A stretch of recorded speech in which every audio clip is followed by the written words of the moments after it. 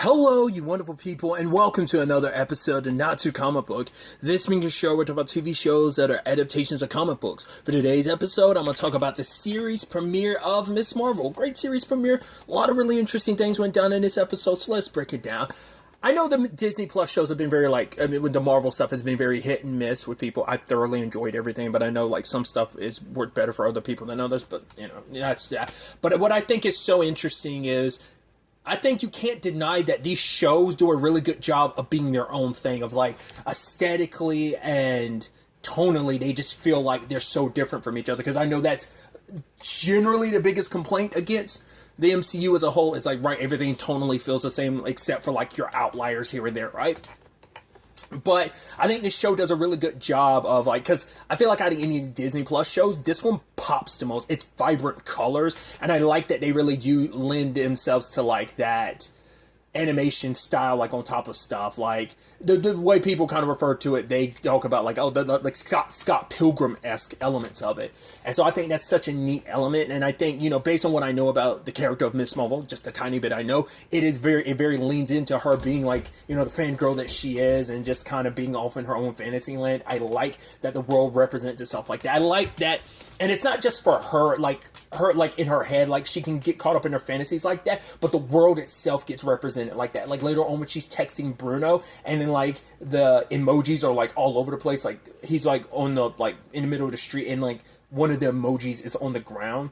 And it's just, I think, and then as it's, scaling up the building he lives in one of the signs, the neon signs, you see it. It's, I think that's such an amazing aesthetic, and it just, once again, just differentiates the show.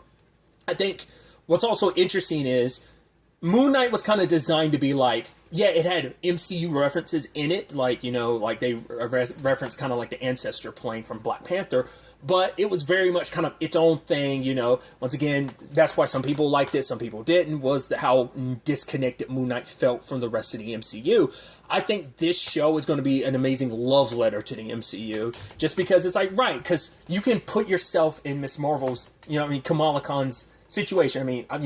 Not verbatim, but, it's right, someone from a different culture, or, because, being a woman, those elements, but, just the fact is of, being a fan, it's you feel like you, as someone who is in love with this universe, you feel like you're represented on camera with how happy she is, and because of that, because of her, the culture she's from, and also being a woman, I feel like there's even deeper layers that other people can connect. Oh my god, I'm seeing myself on screen, because I would freak out about it. Because I love that whole opening sequence. I love that so much, because some aspects, not the entire movie, but the opening and kind of end credits, I want to say it's only for Homecoming. It might be like that for Far From Home. I haven't seen Far From Home since it originally was in theaters.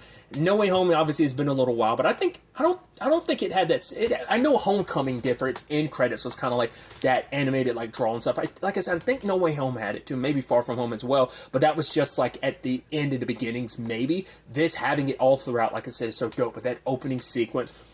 Her being oh yeah, this is my final part to my 10-part series talking about just how awesome Captain Marvel is, and she basically recaps Endgame to some extent. It's just when the Avengers are kind of lost, lo and behold, who shows up? Captain Marvel. And I even love the little switch between her long hair to her shorter hair to the mohawk that she had. I thought that was so dope, and I love that. She's yeah, I could have taken, you took Thanos down with a phone, and then everyone's yay, Cap. I think it was even Captain America saying that. I thought that was so dope, and just stylistically how she did that, I thought was amazing. Obviously we see not just your known Avengers. Obviously you see Ant-Man, you see Valkyrie, you see Okoye at one point in time. I think it's so dope. And what I really love, and I think we might finally have an answer to a question I've been wondering for so long. How much does the public know about Endgame? The conversation in Doctor Strange, if you listen to my spoiler review, Home Dude, who brought that up, oh, did you really have to do that? I'm Steven, and I'm how the hell do you know? I was have the Avengers had a public conference about everything that went down? How, once again, because what sparked this was WandaVision.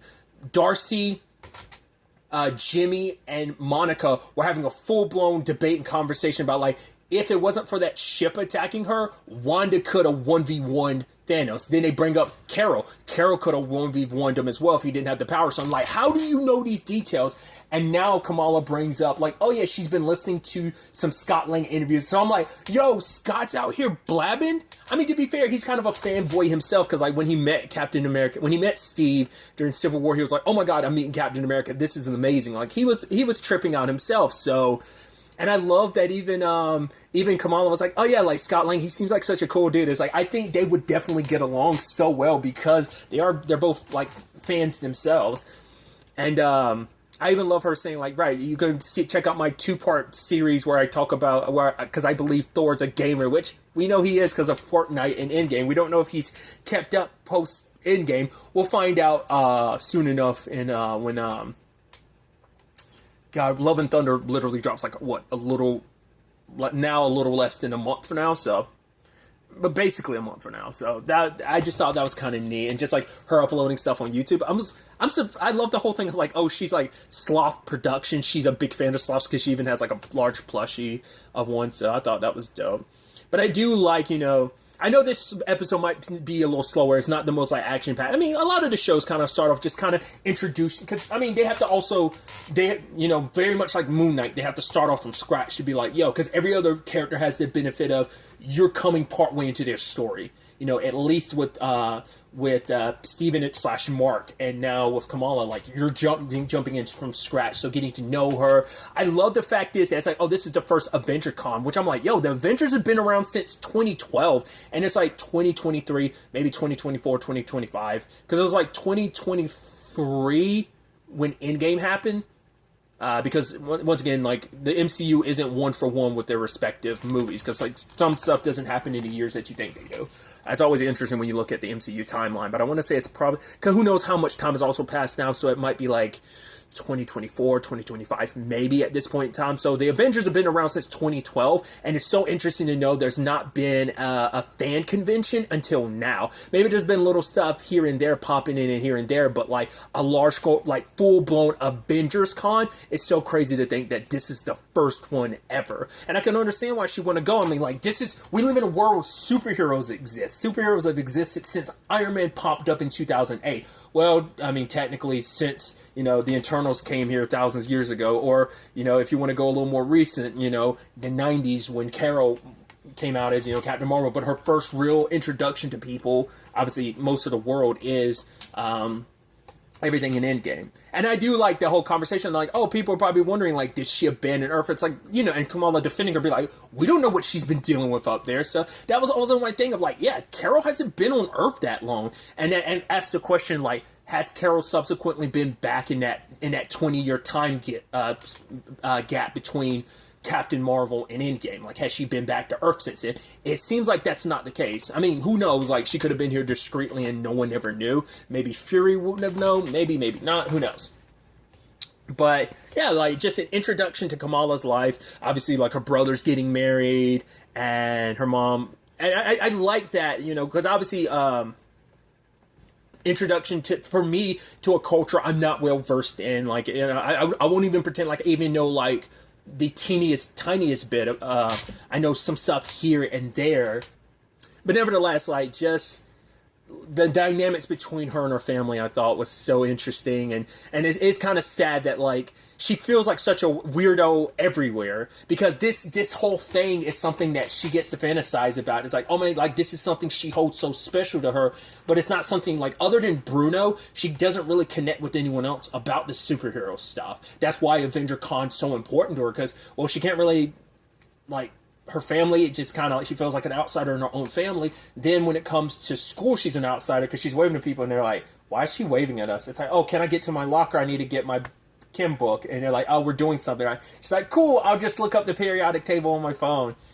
Then like runs into Zoe. And I thought Zoe was going to be like evil Queen Bee. She might still be that, because they set up the whole thing of like, well, she, she's not been the greatest person since she got 100,000 followers. It's like 80,000. It's like, that's also a thing too, like, I can't even imagine that, because I've heard those conversations with my nieces and my nephew, and it's like, oh, that's so weird. because social media wasn't the behemoth that it is today when I was in high school. Like, I graduated 2011. I technically graduated 6 months later just because of the whole thing, So, either way, even if I had graduated on time, if I hadn't flunked my junior year, I still would have graduated 2010. Social media was a thing. It was not the end-all, be-all that it is now. Like, kids will legitimately be like, oh, like, how many followers you have? Like, that will determine your popularity. I mean, there's always been that, like, oh, the popular kids versus the non-popular kids, and now there's a quantifiable number for it to some extent. So it's like, it's a whole new lane, and it's just like, oh, because that would matter in high school for kids to say, growing up in the wave that is social media. Like I said, when I was in high school, it wasn't as massive as it is now. So that's just something that I just thought was kind of interesting. So she seems like the weirdo. I feel bad for her with the whole dodgeball incident. Then Mr. Wilson, he's like, oh, come on, you're in trouble. I'm just kidding. It's kind of messed up. Like, oh yeah, everyone gets to hear this, right? It was like, couldn't you done that in a more cooler way? But he's trying to be cool. He's like, I get it. She's like, what? He's like, no, I get it. She's like, get what? It's like, right, living in your fantasy and basically wanting her to take time of just not kind of getting lost in her daydreams, her fantasies. Try to figure her life out, but just like, you want me to figure my life out? Like, what? Why am I being forced to do that? I'm like 16 and you're telling me to just go ahead and figure out my future. It's like she's being told that at school, and also back at home, like her, in particular her mom. Her dad's a little more like chillax with it, I think, but her mom really wants her to be a certain way. It's like, once she brings up the whole Avengers Con thing, it's like, no, I don't want you to do that, because you're not going to wear some skimpy outfit. Which is like, no, Mom, it's not skimpy, like, it's Captain Marvel. It's like, well, it makes you wonder, has her mom even really want... I mean, like, I guess the suit's tight, I guess, but I mean, is it any tighter than any other superheroes' outfits? But it's that thing when it's not just the things I like are being questioned. It's also, it feels like she herself is being questioned, which I think you can almost make a commentary on that. Like, right, we nerds, we can get very protective of the things we love. So when you're criticizing the thing we love, it's almost like a personal attack on us. But it's a double-edged sword, because these things, you feel like they bring some like breath of fresh air to your life, because it's this thing of like, oh man, your love and passion for things, especially in this universe where it's like, oh, this isn't just like nerdy stuff of like, oh my god, this is comic books and stuff like the real world. It's like, no, in this universe, superheroes are, so it's understandable why you would latch on to it. You literally have superheroes in your universe for over the past decade, especially for her. It's like, right, when the Avengers are around, it's been like, what, over 10 years? So she was like 5, 6 or so when like the OG, like when the Avengers came together. She was like still like an elementary school kid. So of course you're growing up in a world like this, very much like Peter. So of course you're gonna idolize them, and you're gonna connect with it even more. But like, that's why I feel so bad, because her mom has the best of intentions. Her mom loves her, but her mom just kind of doesn't understand her, and she doesn't feel understood, because like, right, because she even said it to Bruno, like, my mom constantly doesn't, anytime it feels like, oh, I like something, my mom automatically hates it. Because I think for her mom, she sees all this stuff as like, oh, she even says it, oh, it's childish, you need to kind of grow up. But it's like, I'm 16. But I think maybe that's a byproduct of where she grew up. It's like, right, you can't go through life fantasizing all the time. Like being a kid, you got to learn to grow up at some point in time, because life isn't just going, you can't just like let life pass you by being stuck in your fantasies all the time. Speaking of Bruno, I saw his name at the end. I was like, Matt Lintz. I was like, wait, he's not. I looked it up to confirm it. Yeah, he's Madison Lintz brother. If you don't know who Madison Lintz is, obviously she plays currently Maddie on Bosch and Bosch Legacy. But before that, she was Carol's daughter in The Walking Dead. So, Walking Dead connection there, interestingly enough, because who's also from The Walking Dead, and, obviously Denai Guerrera. So it's like, yeah, who plays Michonne in The Walking Dead. So I thought that was kind of interesting. I just saw the name Lintz. I was like, wait, that can't be. And now looking in retrospect, I was like, oh yeah, like him and his sister definitely, like you look at their faces and they're like, oh, they're definitely related. So I was like, oh, I didn't realize that when I saw the trailer. So it's not until the end credits I saw that. I was like, oh, that's interesting. I do like that they set Bruno, once again, as someone who doesn't know the comics, so I don't know if Bruno's like this in the comics. I'm assuming he is, but him being like the nerdy dude that he is, but he's like the tech savvy dude, especially the way he hooks Kamala's family up with some of that tech. I love that he's kind of like, oh, here's a security camera. You can see it from your phone. And Kamala's dad's like, wait, what? You can? It's like, yeah, I even have this device that you can give it commands. Also, it recognizes Urdu. And I'm like, oh, that's actually super dope. And he really appreciates it. Because I like that they're setting up that Bruno's actually part of the family. Because Kamala kind of made this reference. I'm like, oh, what's that all about? She's like, he doesn't have much of a family. So I'm wondering what that's all about. Because when he went back to his room, like, or whatever, where he's staying, there was no conversation with, like, his family or anything. So, like, I think that's why, like, when Kamala kind of super failed her driving test and, like, backed up into the driving teacher's, like, car, and it was just kind of like her parents are making a fuss about it. But I love that they're like, oh, the main thing is, like, her mom is like, you can't help out with your brother's wedding like you promised now that you don't have your license, you know? So it's like, right, that's all you were really concerned about. Because she wanted to be able to get her, she wanted to be able to drive so she could go to Avengers Con. Like, it's kind of blew a hole in her own plan and everything, but regardless, Bruno, when she got to school, immediately knew about her failing because it seems like he's part of, like, the family text chain. They probably, like, told him, like, oh, yeah, also, she failed. Obviously didn't go into details, but, like, the fact is he has that close enough proximity to the family. I even love that thing later when her mom was like, oh, I'm going to give you some food. He's like, no, I'm good. She's like, I'm going to give you some. He's like, no, you don't have to. She's like, no, yes, I do. And she comes back and with all this food. He's like, wait, how'd you do that so fast? She's like, I'll leave the tech stuff to you. This is my secret. I think it's that, because I think other cultures, like families, will be like, no, you don't. I've heard this recently. It was like, you don't deny food. It's when you offer food, you're like, oh yes, even if you're not hungry, you accept it because turning down food is actually rude. So I thought that was such a neat little scene there. But actually, I also felt bad for her too. Well, it's that very, like, heart-wrenching moment when her dad, like, her mom wanted to, it's like, okay, you can go to Avengers Con, but your dad has to go in with you for 2 hours, and, like, here, you get to be the Hulk, and it's like, okay, because I think it was, like, very specifically made. It's like, right, you're not just gonna wear that costume, you're gonna wear, well, because her mom at that point hadn't seen the costume until, like, near the end of the episode. But it's like, oh, like, this is Hulk Day. And look, your dad's going to be dressed up like the Hulk, too. But she's like, no, I don't want to do that. It's embarrassing. And in that moment, like, her mom and dad are so disappointed in her. They were heartbroken. Even she felt bad about it. It's like, oh, my dad looked like he was literally about to cry.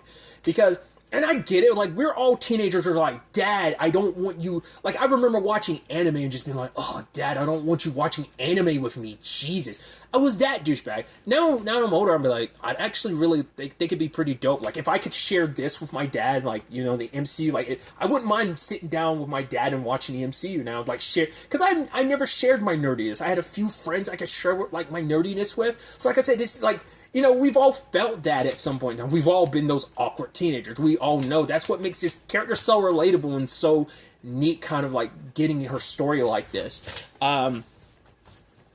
But that was kind of like, you know, her dad was just kind of like, you're not going. And just because she broke her dad's heart, because it's like, oh, like, he did this because he loves her. He wants to share in her passion. But for her, it's like, no, you're going to embarrass me at this thing, Dad. Jeez, leave me alone. And it's like, yeah. And her mom is just kind of like, right, you're going to kind of do it my way or it's the highway. Like, either you do it the way I want you to or you're not going at all. And so, working with Bruno, she orchestrates a whole plan of, like, she's got everything planned out, like, oh, we're going to do this, distract the family, and let the whole thing of, like, oh, Kamala, we love you so much, oh, you're the best daughter, and even her brother being like, oh, man, it'd be pretty dope if you, man, you should have been the only sibling. So, I like that.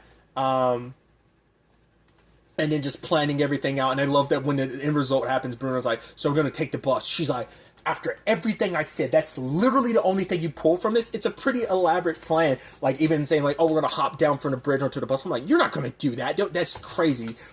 You're not, you know, this ain't no action movie. So I just thought that was pretty dope.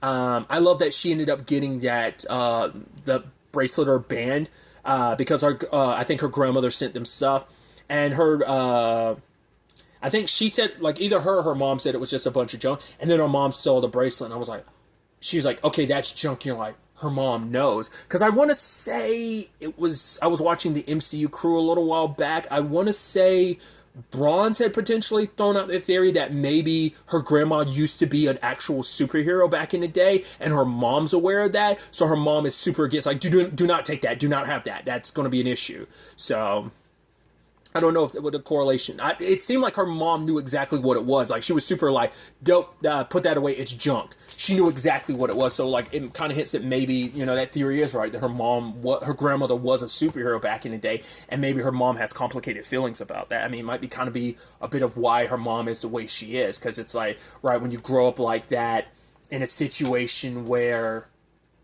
maybe that led to some severe complications, and so she wants her daughter just to be as normal as possible. I don't want you to stand out, Because I love that her dad tried to say something at one point in time. He was like, "You're not normal," and she stormed off. He's like, "No, I meant that because I meant that you're special." Once again, it's sweet because her dad, he legitimately tries on a thing that makes him such an adorable person. Like I get, like I can understand. I think it's a thing of like you can understand where her mom is coming from. It is that I think a little bit of that cultural difference of like where she came from, her view on things clashing with who Kamala is, and it's like right, like why is it me being who I am? Like why me and my mom butt heads so much about who I am, who I want to be, versus who my mom wants me to be, who my mom believes me to be. Like it's like right, her way is the right way and my way isn't. Like me being me is just very like, oh, she's stuck in her childish fantasy. You can't go through life like that. So, but I love her going to the every step of the plan went severely wrong. Oh, let me jump out the window. It's going to be epic. Cool, the branch broke. That's supposed to be my way back in too. Cool, get to the bus. Cool, my bike. Like, that bus driver is a dick. You won't even let her get her. For one, also, I've never taken like public transportation with them. I was like, I didn't know you could get on a bus with your bikes like that. I mean, it's understandable because you want to, that's your transportation to get around when you get to the con and stuff. But I was like, I never knew, like, you could just do that. I've never even seen TV shows or movies showcase that, but maybe I have and I just didn't know it. But it's like, that's such a dick thing to do. And she's like, what are my chances that when I come back here, my bike's going to be there? He's like, in Jersey City? He's like, you got like a 0.00001% chance of that happening. And so I thought that was interesting. But they go to Avengers Con, and it's like, once again, it's that pretty dope thing. I just like, once again, it's like, you're just like, oh, the MCU love, it's in the air. It's like a love letter. One of my favorite things was a little Captain America drawing with him with some big cheeks. And he's like, "You're welcome, America," or something like that. I was like, yeah, America's ass. All this stuff, I could do this all day. There was a new Asgard. It looked like a brochure, something like a brochure tour, which is pretty dope. All the different cosplays. You saw a Gamora cosplay, a Vision cosplay, all the Captain America stuff, some Dora Milaje. I don't know if it's specifically Okoye, because Okoye wasn't the only Dora Milaje there. Like, the others were there too as well, if I'm not mistaken. So I thought that was just all pretty dope. And just the giant Ant-Man thing, the Groot t-shirts, just all the merch, because I love that in her mind it was Bruno was going to be Tony Stark, but when it comes to actuality, he ends up being Bruce Banner. So I thought that was interesting. Oh, I should also mention, I thought it was kind of a neat little thing, like, your sacrifice we will always remember your sacrifice or something like that, and it's a picture of Black Widow and Iron Man. I was like, oh, that's actually pretty dope, because obviously these are known things. There have been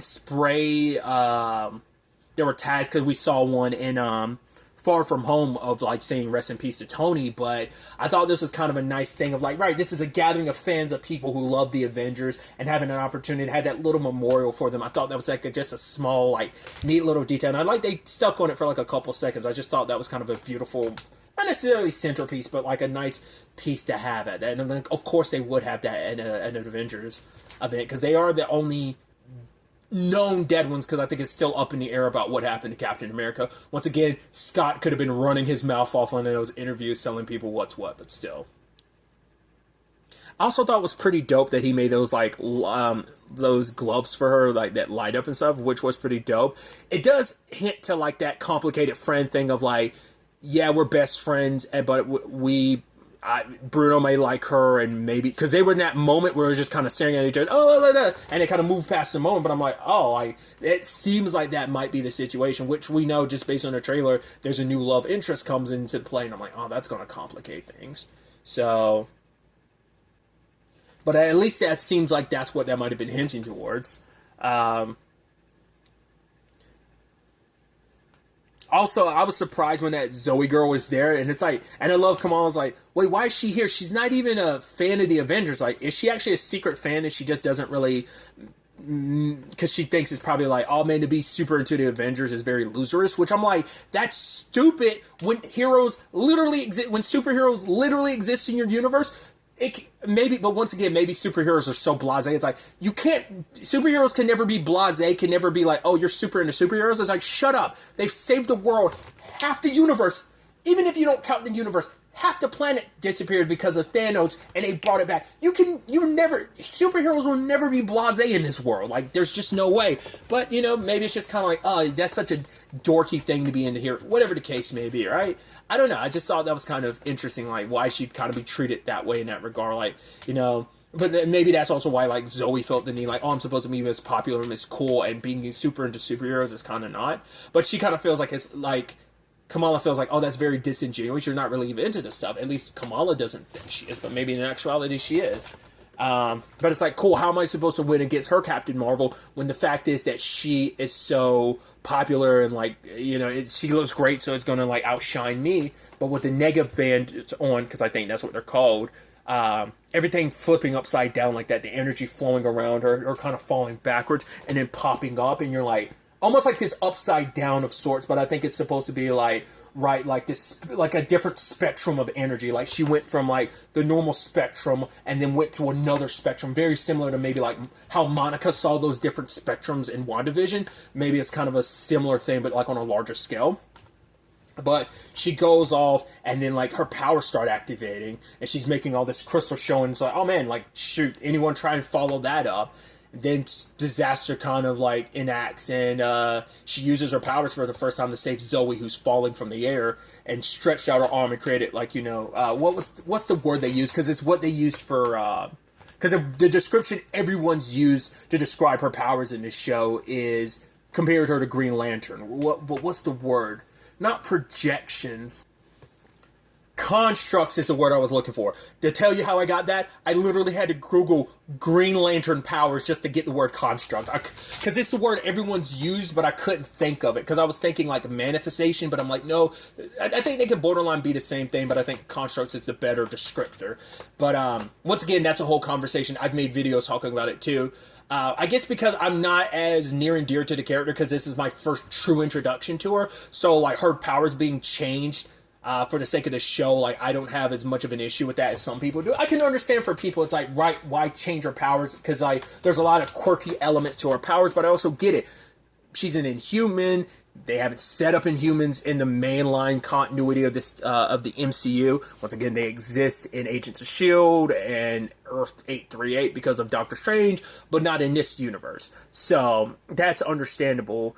Plus, obviously, there's a conversation of, like, they're trying to lean her powers more towards Carol just to make that cosmic connection even stronger. So, but either way, I like them, and I like the way they're represented. I'm always a big fan of, like, giant glowing hands. Like, once again, I think of, like, Nero's Devil Bringer arm in Devil May Cry 4, and because it's not there at all in DMC5. Yeah, but, like, the Devil Bringer, like, to me, I love that type of stuff. Like, that Alan Walker from D. Grayman. If you've never seen that, it's a great anime/manga. I highly recommend check it out. So I'm a big fan of, like, like, some manifestation, like, giant arm things. Like, you can enlarge your arm or something like that. So I've always liked that, whether it's a projection or a construct, or whether it's just really legitimately your arm, or a transformed version of your arm in Alan Walker from D. Grayman example. But still, like I said, this one just reminds me of, like, Nero, makes me think of Nero from Devil May Cry. But they immediately bail, and Bruno's like, whoa, you have powers, and he promises never to tell anyone about it. And obviously from the beginning now, already, she's able to step and do other stuff too, so they immediately made sure to get out of there.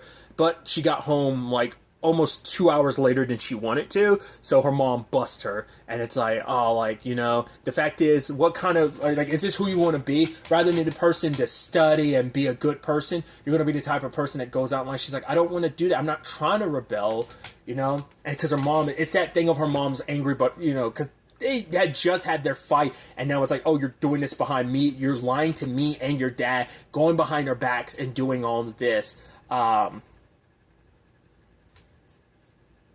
Because to her, it's like, right, it's like, you don't respect us and you don't respect yourself. It's like, rather than spending so much time fantasizing, how about you focus on yourself? Which I can understand that mentality of you getting so caught up in your fantasies, you're not looking out for you. And once again, I think maybe her mom's upbringing, or even like where they come from family-wise, or her mom's situation, maybe that's influencing her decision of like, right, you need to focus on you, because you have no idea what we had to go through, what my mother had to go through, what I had to go through to get you here, and for you just to spend that entire time fantasizing. It comes off harsh, but I think it is something that is harsh, but it's tough love.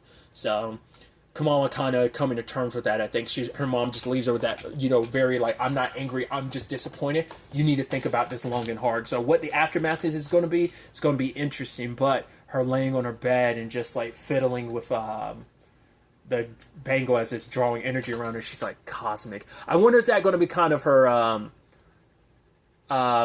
her thing? Like, I don't know if that's something from the comics, or just being like, oh my god, this is so cosmic, or is like cosmic going to be her catchphrase, like how Bart, I think even Nora from The Flash say like, oh, that's so Crash. That's like their go-to. Or like how Luke Cage, if you want to keep it Marvel, says like, oh, sweet Christmas.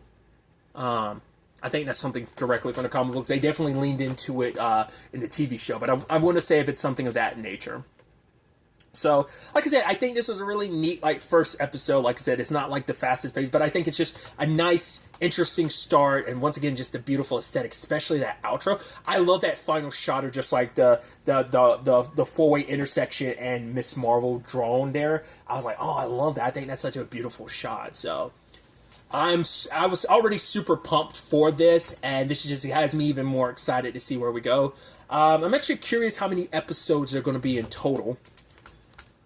Miss Marvel is going to be, just looked it up, will be 6 episodes. So I'm very excited to see where these next 5 episodes ends up taking us. I'm really interested to get to spend more time with Kamala, get to know her and her story, and where ultimately ends up taking her, and how she handles this whole like, oh cool, I have these powers, and the responsibility that she'll eventually learn that comes with it. Once again, I'm always a fan of a coming of age story, just because we've all been through that, because it's such a relatable story. Even if the superhero elements to it, we could all relate on some regard. So I'm very excited to see where things go from here.